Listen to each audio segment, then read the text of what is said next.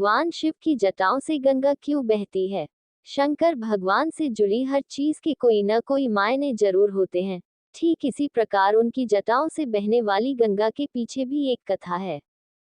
बच्चों, आपकी जानकारी के लिए बता दें कि गंगा नदी पहले पृथ्वी पर नहीं थी, वह स्वर्ग लोक में बहती थी। ऐसा क्या हुआ जिसकी वजह से गंगा मैया को पृथ्वी पर आना पड़ा? हम आपको बताते हैं कि आखिर इसके पीछे की कहानी क्या है। तो गंगा माँ को शास्त्रों में देवी कहा गया है।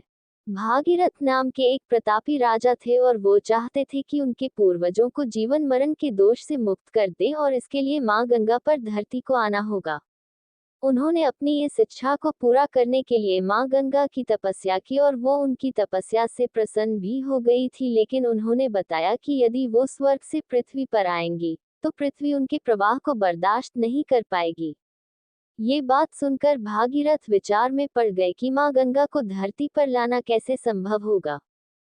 फिर उन्होंने भागीरथ शिव की तपस्या की और उन्हें प्रसन्न भी कर लिया।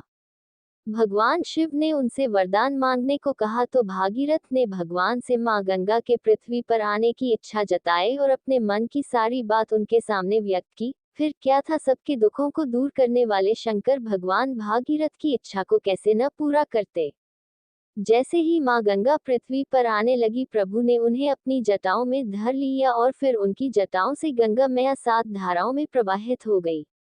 बच्चों, अब आप जान गए होंगे कि भगवान की जटाओं से धारा क्यों बहती है।